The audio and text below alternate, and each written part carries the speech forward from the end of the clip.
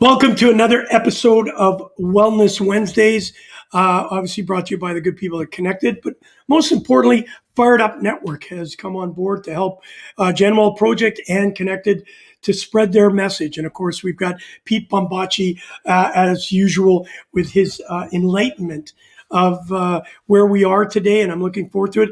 We did have a guest. Sheri's going to join us. Unfortunately, Pete has found out there were some technical issues. We will get her on. We will talk about her incredible work that she does. So, as I said, you are watching Wellness Wednesdays, and here's my co-partner, man in crime, wearing the cape, Pete Bombaci. Hello, Kerry Goulet. How are you, my friend? How's my DJ voice? Pete Bombaci.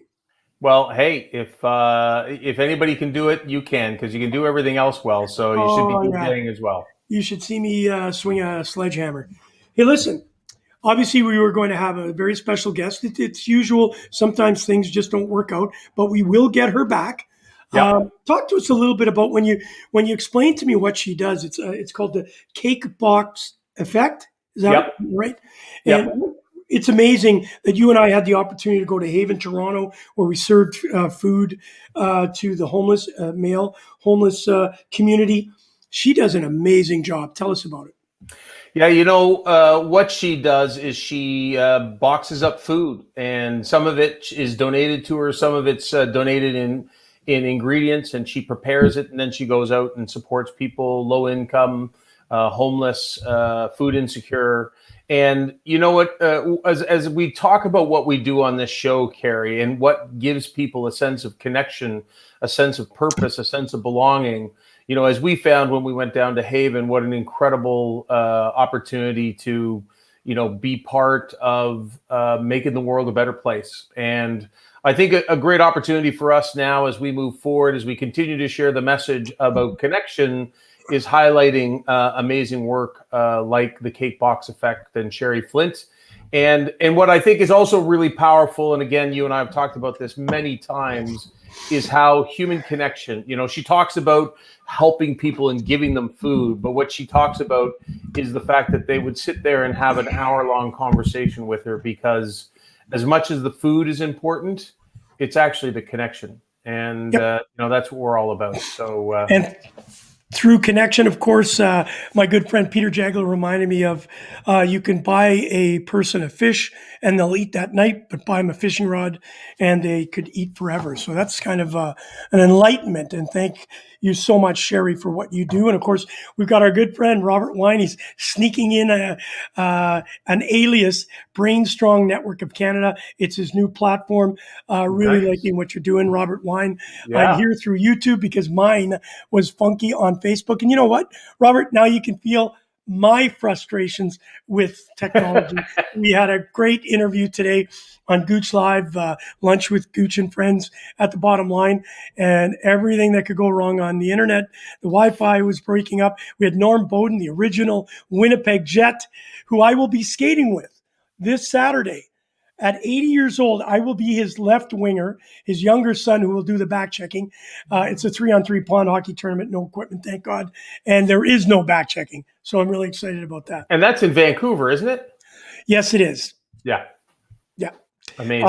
It's for battle for blood cancer. Battle for blood cancer. Of course, 20 years ago, a couple days ago, I lost my father to prostate cancer. And of course, my brother suffered from prostate cancer. He's much better.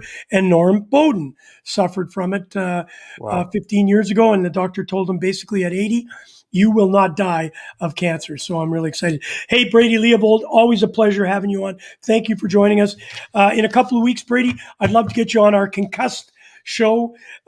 We can talk about all the great things that you're doing, Brady, of course, but also you skating across Canada. I want to hear more about it. Pete, it's going to be a phenomenal event, and we'll talk about that a little bit earlier. But let's get into the Genwell project. Obviously, with Sheri not being able to join us, we needed to find quickly. We had to pivot, and we're good pivoters. There's no question. Brady, for sure. Love what you do. I love your passion.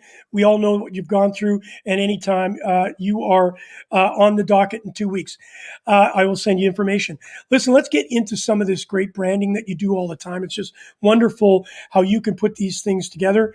And I've just realized I have put them on the wrong platform, so I apologize. We're going to have to switch our background. There we go. And we are going to see some incredible things. And here's the Genwell Project. Talk to us about this. Well, this upcoming weekend is Genwell Weekend, and this was actually the original inspiration behind the Genwell Project, was giving people a reason, giving people an excuse, and giving them permission to reach out to each other, because we've built a world in which we're more disconnected than ever before. We've built physical barriers around us, homes, taller fences, back decks instead of front decks, automatic garage doors, in-home movie theaters. Everything we've done to our physical presence has created the isolation that we're waking up in. We also have the emotional disconnect of being on social media, whether that's just the amount of time or whether it's actually the emotional impact of being passively scrolling through social media.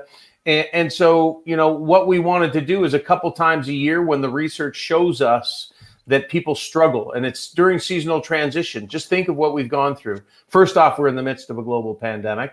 But we come off of the summer schedules. Everybody was a little happier. Everybody was, it's a little slower pace. Usually there's people on your street are away, people in your office are away. And then we come back and September ramps up. Kids are back at school. Traffic's busier. You've got agendas and timelines to meet. You got budgets. You got year end coming. So wherever you are, you've got more schedules for kids outside of school. So we're running and racing. And what we wanted to do is create an occasion that helped people build the connections that not only would help them cope with those challenges, but would set them up for success as we head into the darker, colder days of the fall and winter. And that's really what Genwell Weekends are intended to do. Give people an excuse to get connected, because we all need an excuse. We all have that long list of people we've been meaning to call or meaning to go see. Well, we want to say, well, why not make it this weekend? What a great time to make it happen. Well, nobody does that better than you in connecting people. One of the things that I wanted to talk to you about, because I know you're so good at articulating the message and getting people to buy in. Right now, obviously, with kids going back to school, my wife works at a school. There's a lot of positive and everybody's upbeat. We talked to Stephen Morris last week about this, but there's also the reverse effect right now going on with all the noise and the chatter about the third variant and, of course, the fourth wave, and everybody's being really nervous about coming out. We've held a couple things at the bottom line where 80% of the people that we invited, we got 20% out, which is fantastic. But people are saying, yeah, you know what? It's great. Maybe it's a little too dangerous for me. How do you challenge that right now? I don't think you do. I think we have to, and we've talked about this a couple times before, Kerry. I think we have to be accepting that everybody's going to be in a different place when it comes to returning to social connection. We need it, no question. But, in the case of your events, or I know you've done some golf tournaments, and there's, some people are going to want to go back to those big events, and they're going to rush back in, that 20% that you just described. There's some people are going to say, you know what, I'm willing to get together with some groups, but those groups are going to be people I know. I'm getting a bunch of my buddies together Friday night that I haven't seen for most of the 18 months of the pandemic. And that's going to be, for me, that's probably the extent of my social connection in large groups. It's a bunch of people that I've known a long time, that I have trust, that I know who they are, what they do. So that to me is the other one. And then there's going to be people that are still caught up in the fear, and you can't. It's not about getting upset at them. It's respecting them and understanding them and saying, hey, I get it. Can we go for a coffee? Why don't you and I go sit 6 feet apart in a park and grab a nice cup of Joe and have a conversation, and all of it's okay. And this is the problem. I think some people are trying to rush us back into, the way it was, or the new normal. And I think for some people, it's going to be a struggle. It's going to take time. And we also know that it's not just COVID. people have gone through, ups and downs through this thing, from divorce to illness to, I just found out a gent passed away over the course of the COVID. I didn't Oh, even yeah. know about it. Yeah. And so, we're all waking up on the other side of this and recognizing, holy cow, there's a lot of things that have changed. Yeah, no question. And our good friend Robert, what Pete's weekend is what people should do to solve the coulda, woulda, shoulda that everybody's doing at this particular moment. And it's so true. Listen, let's brand a little bit more here as far as what is going on. This is a great one. How could students get connected starting today? Love to hear your comments. Yeah. So first off, I want to say thank you to Robert. Not only, and I know he's a big fan of everything you do, Kerry, but Robert, you continue to amaze me. I want to know about your new platform and see how we can help. But thank you for all the support. And it is all about the shoulda, woulda, coulda, because unfortunately, too many of us wait until it's too late. And then we say, geez, I wish I could have done it. Well, put those behind you this weekend. Reach out. I don't care if it's digital or in person. Reach out and get connected with somebody. Okay, on for this one. So I wanted to talk about this one tonight, Kerry, because last Friday we posted this, and I talked about this with Stephen and you last week, which is it was inspired by a buddy of mine who I was in a conversation last week, and he said that his daughter was going to first year university, and that she hadn't really been to school in 2 years, so he felt like he was sending off a grade 10 to university. And as we all know, those last couple of years of high school are really important for us to develop as human beings, our social skills, our social groups, understanding how to, socially interact, or maybe even getting the confidence to talk to, everybody who goes by, talking to strangers. So I posted this last Friday and we shared it. We tagged a lot of organizations across the country, a lot of universities, colleges, teachers federations, a whole bunch of groups. And I had a few teachers reach out and say, thank you for what you're doing.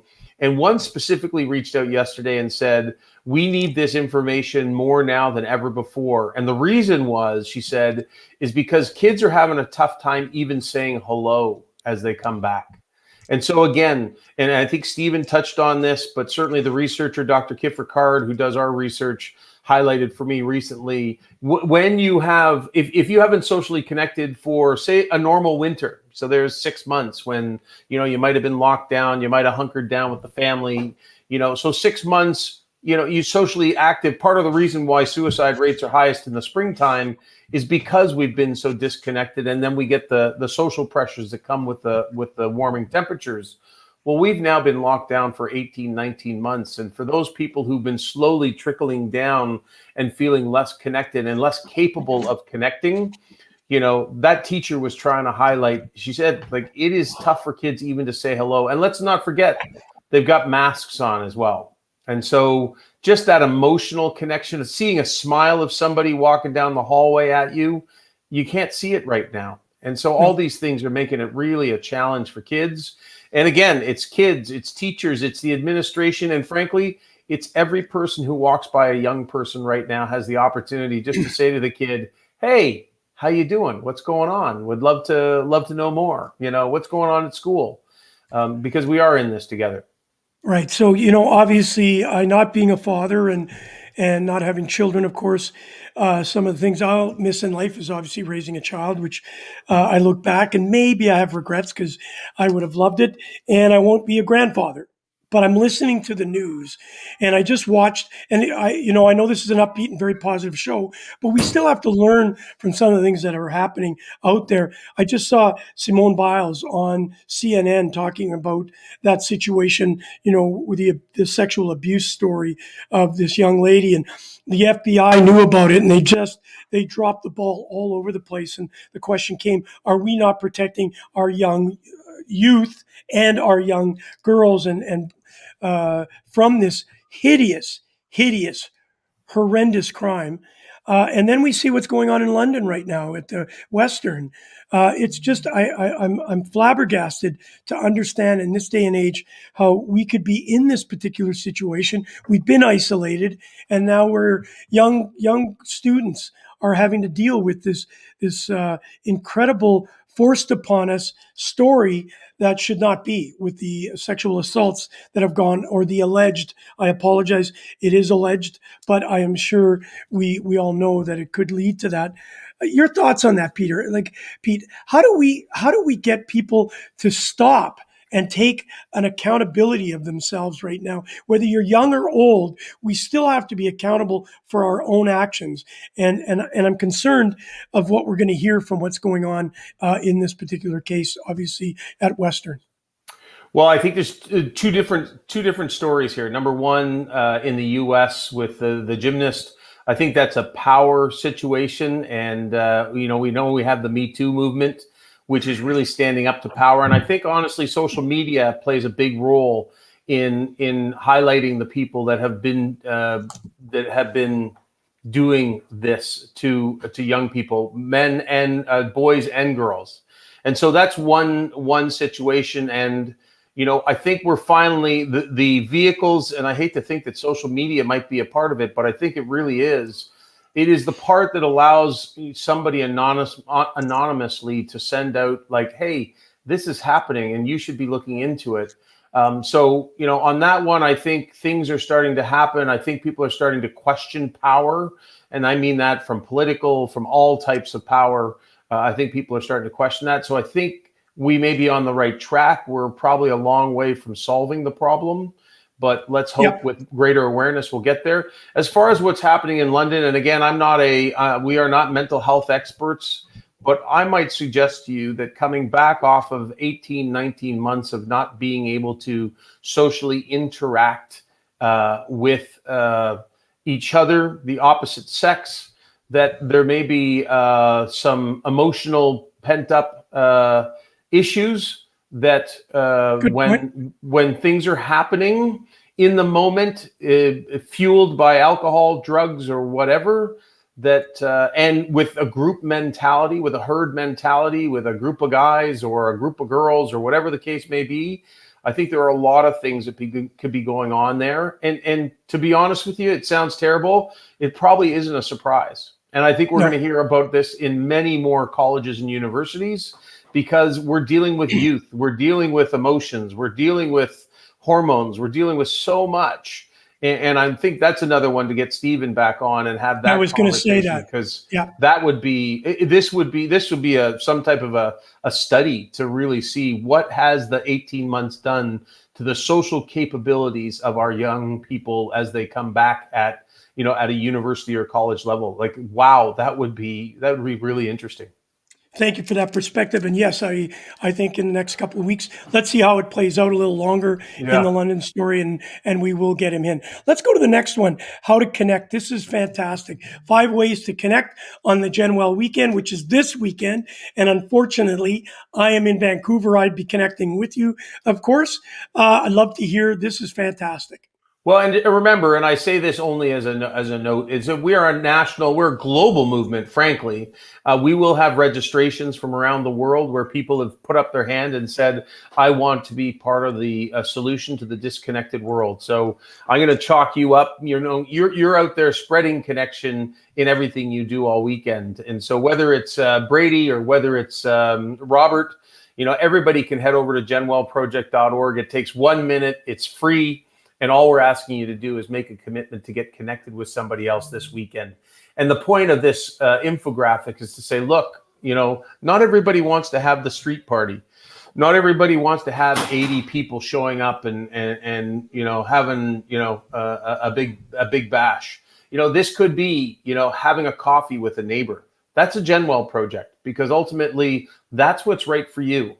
And so it could be that. It could be a barbecue, extended family, or classmates. We want to make sure that we don't forget our students. We can think about family and friends, but let's get specific. A sporting activity. What a great idea. Whether you go for a hike along the Great Canadian Trail, whether you go for a walk in your local park, whether you play, some ball hockey or basketball. So many different ways that we can gather with other people, but making sure that we do it and have some fun with it. That's powerful.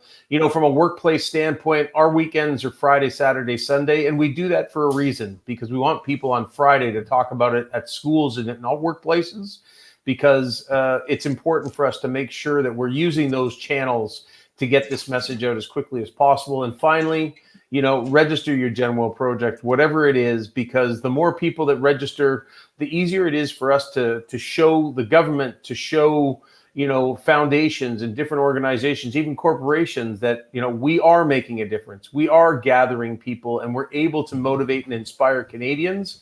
And so, everybody who watches this today, head on over to GenWell Project and let us know how you're going to get connected this GenWell weekend. Fantastic. A tremendous initiative, and we can't thank enough Pete for being the inventor of such a great platform. Here's one. I'm going to have to use my French. Fête de la musique. Yeah, so this is, I just threw this up there. As you know, Gooch, I'm hosting on our street a little event on Saturday. And so this is what it is. Fête de la musique is actually an event that they run in France every year. And it's in the summertime, and everybody comes out and sees live music, including, people on streets could come out on their front porches and start playing. And that neighbor that you've never spoken to 3 doors down, you all of a sudden find out that they play the flute and you play the banjo, and the guy across the street plays the drums, and the girl up the street, she plays, the bass guitar. And all of a sudden, guess what? You got a band on the street, and now you're jamming that night, having a laugh. And so I think it's such a beautiful concept, and that's what we want to do. So on our parking pad this weekend on Saturday, we've got a guy coming to do some live music. We've invited the street. We've put out some flyers. We've put it on our community Facebook group. And, we want people just to come together and connect. Frankly, it's that simple. It's just a couple times a year. Let's get people together so that they can benefit from, greater human connection and support. Well, I'm going to be connecting with a lot of great people over the weekend, but I got to tell you, I'm a little disappointed that I'm not going to be there to sing I left my heart in San Fran. I'll leave it in Vancouver. But congratulations. Really enjoy that. And the next time I will come, and I'm going to get my singing voice. Listen, as you're doing that on October the 2nd, look at this.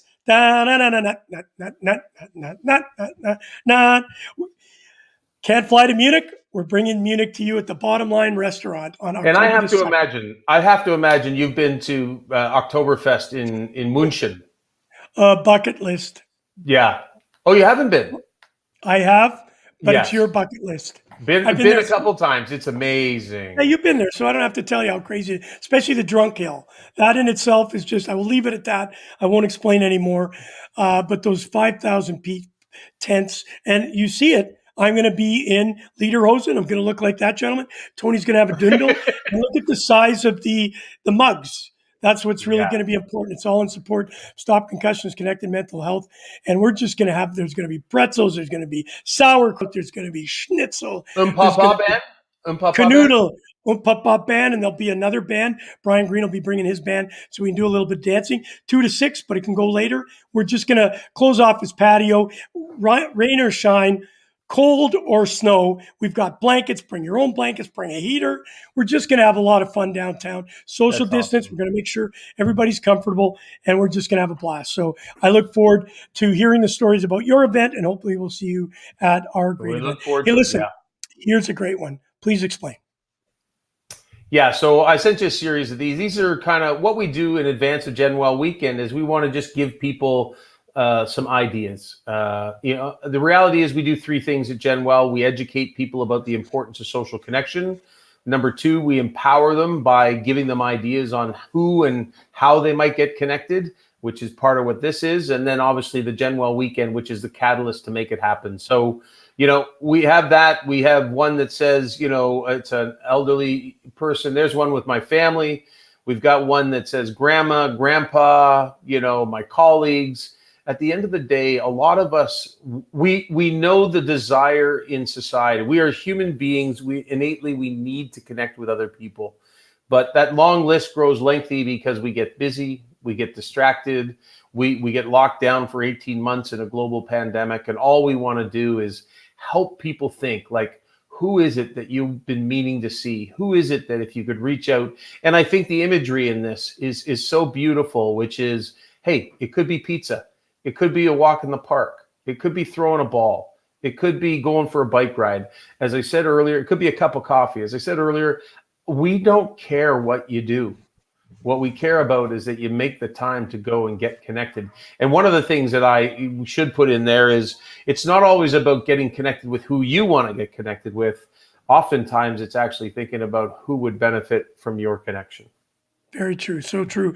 At a time like this, and a time with all this uncertainty again, 18 months, the start of this pandemic, and we're still standing here with confusion and not completely understanding it. Alberta, I was just listening to the numbers. I talked to a friend today from Melbourne, Australia. They've been shut down for well over 3 months. They're going to go into another phase. And then Canberra in Australia, the capital, is going to be shut down for another month. Sydney, Australia, 1,500 cases today from a city that was almost down to zero, has gone through horrendous. Obviously, we know what's going down in the States. Um, how do you feel about we've been doing this for almost 18 months, Yeah. or you and I probably 12 months, and the show has morphed itself into getting a lot of great speakers, obviously having Stephen Morris and a bunch of the new speakers that we're going to have over this next month that I know you're going to bring along. I'm working on getting my uncle and his beautiful wife Terry involved in the show in a couple of weeks. Talk to me about the atmosphere out there, because you're constantly on the phone, you're constantly talking with people, you've got researchers helping you kind of try to understand where we are at this moment. If I could just be frank with you and Kerry at the same time, what's going on out in the Did you did just I say, yell any? can I be frank with you and Carrie? Yes, That was good. I like that. that was good. You slipped that in. I didn't even, I was like, did he just say what I think he said? I did just say it. And listen, I'm still missing my tooth, but I'm going to get it fixed. Uh, Listen, I want to ask you this question. Where are we? Like realistically, after 18 months with this ebb and flow, this trials and tribulations, the pivoting like a quarterback in football, where are we? Where do you see society right at this minute in your eyes? Yeah, I think again, this is my perspective. It's and I this is a vote of one. I believe that we are in a state of flux, and those who are willing to accept that state of flux are the ones that are probably managing the best. If you're currently trying to push back to the old way or the new normal, quicker, faster, you're probably creating some stress and anxiety in your life because, frankly, you can't make plans for 3 months down the road. We have to keep things simple. Keep it simple, stupid. The old KISS theory. Right now, I think people need to be focusing on the fundamentals of, again, Maslow's hierarchy. Focus on your physical and mental health. Focus on your social health. Make sure you're building the relationships that will support you should anything go wrong. If we go back down into lockdown, make sure you've got those relationships in place. If we go back down into lockdown, make sure you've got a walking routine or a biking routine in place so that you stay healthy. What are your mental health programs? Are you Yep. journaling? Are you doing mindfulness? Maybe you're doing some online yoga. Put those fundamental practices in place because I don't think there's anything that anybody can do to tell. Nobody knows, nobody can see the future. So what we No, can we do can't. is focus on what we can control. And that would be my advice, although you didn't ask for it, but I think Yes, I it's did. a result of being in a state of flux. I did ask you for your advice. Did you or did Frank? Very good question. People do often say I do have two personalities. I get two seats at every restaurant. Hey, listen, we have to have fun with this. Of course, it has been. I was talking, as I mentioned to you, my one of my colleagues for Stop Concussions Australia in Melbourne, and he just enough's enough. Like seriously, how much more Yeah. can we endure? And I think the human will endure a lot. And I think it's up to us as the you know, uh, 5% of the population are leaders, and I would say 95% are followers. And in what I've read through the things that I've understood, and I think it's people like yourself, Pete, that lead the way for us to kind of jump on the bandwagon and continue on, hoping we can lead them through to. I don't want to call it promised land; it's the wrong terminology, but we can lead them into a better place at a time when to some people this is still very dark because we're saying you got to get vaccinated. We're hearing people that are vaccinated, double vaccinated, are obviously contracting the disease again, but we don't know what those stats are. Those people that are double vaccinated, we're just hearing. We don't know if they're over 70 and have immune systems that maybe just haven't been able to battle the virus. We don't know, are they passing? Are they in the hospital? Are they in ICU? It'd be very good for us to know if it's that 10% of the population that right now that's double vaccinated that are contracting the disease. What is their status? Like, let us know so that we can put our mind at ease, or we should be nervous. Because for me, if I'm told that I'm one of those high risk factors, even though I control myself, I wouldn't be jumping on a flight to Vancouver. I'll tell you that right now. But I've been Yeah. told by my doctor, no, it's older people that are dealing with immune systems and all. I would like to know that. How does that affect you and the way you think at this particular moment, Pete? Well, I would tell you, Kerry, that I'm one of those who hasn't really rushed back to the new normal. Like I haven't really been downtown. I think I've been to a doctor's office. I had to get some new glasses, and outside of that, and was up north for most of the summer. So I haven't really, rushed back into getting out to the bars and restaurants or getting out to different places. So and I worked from home before this started. So, for Yep. me, it hasn't been as big of a challenge. But, when you talk about what's going on down in Australia, and I was having a chat with somebody from Canberra the other day, and I really do believe it is becoming very challenging. And I think you see here in Toronto, we got people protesting in front of hospitals. We got people, upset. Obviously, there's the anti-vaxxers. There's so many different protests. There's a lot of anger out there. Social media. Obviously, we got an election coming up, which is to me a little crazy that, in the midst of a global pandemic, we're having an election. And there's only one thing that I can call out as to why we are doing this. It's because somebody thought they could get reelected if they called that early. And I'm not even calling that from a political standpoint. I don't care.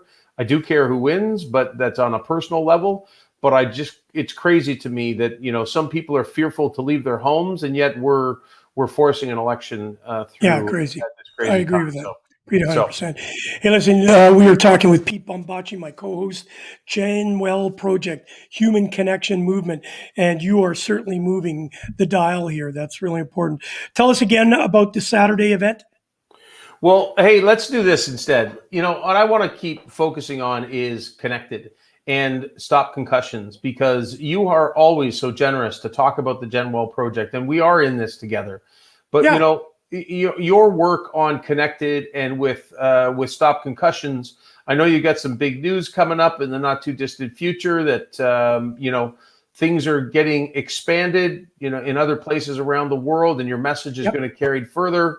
You've been endlessly doing these shows. So what's new on your plate for Yeah, connected and well, and for yeah. stop concussions?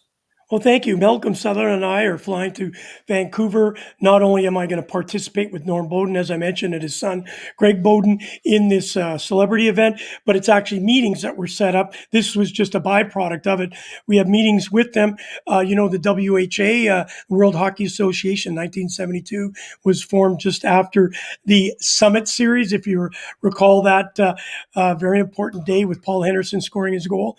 Then that season was the World Hockey Association's inaugural season. They are going to be hosting their 50th anniversary Wow. this year, in October 2022 in Whistler. So I am out there to meet with the group and talk about that. And Gooch Live Productions will be a big part of that with the Bowden family. And obviously, we're really excited about that. And Stop Concussions will be a benefactor of some of the events that are out there. So that was one of the events that happened around it. But while this was all taking place, Malcolm and I have developed a platform called Safe for Sports. Malcolm is the creator of these incredible safe principles to play sport, and we put it into a 140 book. We wrote a book with 140 pages on the safe principles of playing sport, and obviously mitigating the risk of concussions and career-ending injuries. And it's also got a whole platform of educating coaches, parents, players on the cause, effect, and consequences of injuries, but also preparing you. As we prepare you to be an athlete, we can also prepare you to know your surroundings and be able to mitigate the risk of injury. So that's what this platform is all about. And there is a group from China that is in, and they are very serious on adopting our platform and taking it across China as they now advance in the world of ice hockey, as you know, the Olympics. And they are the people that actually own the arena where the Olympics, the Beijing Olympics, are going to be played. So it's a tremendous, nothing set in stone yet. It's just a formal meeting that we have the opportunity. They're on this side of the ocean. We don't have to fly there. It'll be a social distance meeting. They've already gone through quarantine. We're really excited. So there'll be breaking news after this weekend. I'm hoping very positive that we get this done. And that'll allow us to continue on spreading the message of what Stop Concussions is there for. Obviously working with Scott Holler, whom you know is so important. And these messages, not only with Connected, Stop Concussions, Safe for Sports, General Project, are going to be louder and more effective because we're going to have a bigger voice and a global voice that you already have. And it's all because of the fact that Hockey News, Sports Illustrated, Fired Up Network have all adopted this and will work with us to spread the news. So we're really excited. It's you know what, even though, Pete, we've been locked up for so long, there are opportunities that are knocking on the door. I was complacent for a while, but now I'm nothing but optimism. And I really see a good future for us and all of us. Within the next 2 or 3 months, I see a shift. And hopefully by Christmas, we will be celebrating Christmas. And I drink eggnog with you, but I will not go under the mistletoe. That's fair. That's a deal I'll take. A little rum and eggnog, no mistletoe. Sold. Nope, but we'll do a little bit of this. Lots of hugs. Lots of hugs. Here's a hug. And on the 2nd of October at Oktoberfest. You got it. And I can't wait to, hopefully we see you there. If we don't, but we will connect for our coffee and just get ourselves ready for a great 2022. We're setting it all up, even though we're still only in September. The plans are being made for a great 2022. So let's just all hope that we stay safe and continue on doing what we do, being connected. And again, once I thank you, Genwell. Project. You're the man. Connection. Hey, I want to tell you about one other thing that happened to me today. And okay, of course. A young man called me, actually emailed me. He's somebody who was a champion of the Genwell project up until a month or two ago. He got a new job, and he had to go focus on that job, and that was wonderful. And he reached out to me, and he shared with me that he had a mental health breakdown, and that he's now left his job, and that he wanted to have a conversation about how he could get back into doing what he was doing for us before. And I immediately picked up the phone, having read the email, and called him. And I share this only because you recognize, we don't recognize until you do it, and then you recognize. He must have said to me in the matter of a 12-minute conversation, "Hey, thank you for picking up the phone." He must have said that to me 10 times. And so just as a reinforcement of the impact that a phone call can make when you know that somebody's suffering, and more importantly, doing it before we get to that point, but picking up the phone when somebody shares with you that somebody's not doing well or whatever. And one of the odd ones that I always found is that you leave a company and nobody calls you for 6 months, and everybody says, "Oh, well, I was going to call you, but I didn't feel comfortable because, you were kind of out and I'm still there." And we all need to get over this stuff. We just need to say, "Hey, look, Kerry, you were my friend yesterday when you worked at the company. You left today, but you're still my friend." And, Absolutely. let's look over this stuff and let's actually, build the connections, because that's another thing that makes people feel lonely and isolated is you leave a company for whatever reason, your choice, their choice, whatever, And that gap of not having those 8 to 10 hours a day in an office with other people, a water cooler, a lunchroom, that can be challenging for a lot of people. So again, just raising the consciousness, pick up the phone. Who's your one more tomorrow? What's it going to be? So Well, and Robert, to end the show, Robert comes back on with his Brainstrong Network of Canada. It's a phenomenal organization. I've been working with him in the background.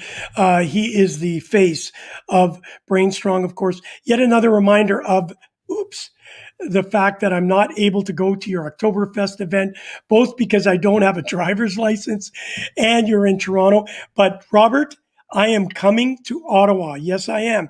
In the front part of October, I will be coming to an exhibition game at the Ottawa, I think, is it the Ottawa Civic Center? I don't even know what they call it anymore, to watch the Senators. And then I'm off to Montreal because I'm a new commissioner of a league and I need to be in Montreal for an event. Again, I will be very social distance. I will make sure I wear my mask and wash my hands. But it's time to say, Robert, I will see you in person and we will go together on your scooter and get a coffee at Tim Hortons. Hey, let me know about that date because I would love to go up with you because I'd love to meet Robert as well. So if I can go up and watch you play hockey and connect with Robert, No, I'm going to a Senators game. Oh, you're going to a game. I thought you said you were playing. Not this kid. Not right now. All right. So thank you very much, everyone, for joining us on Wellness Wednesday. Pete, always a pleasure. Your insight is so honoring to all of us that we have the ability to understand more. And I think it's so important that we follow not only, obviously, our connected mental health platform, but also the GenWell project. It's so vital that we connect. And I think you said it best. Pick up the phone somebody out of the blue. Don't make a plan. Don't even let them know you're calling. Just call and say how much you care and how much you are there for them. Great advice, my friend. And let's do it again next week. Let's share the love. Let's keep people getting connected. And we will get through these challenging times. And we will have the optimism that you carry with you every day as we see the light at the end of the tunnel coming closer. Thank you, Pete Bombaci, the GenWell Project. Thanks, Kerry Goulet. Another great Wellness Wednesday brought to you by the good people at Fired Up Network and, of course, GenWell Project and Connected Mental Health. Listen, I want to thank you for taking time out of your very busy schedule, and we look forward to bringing you another episode of Wellness Wednesday next week. Good night.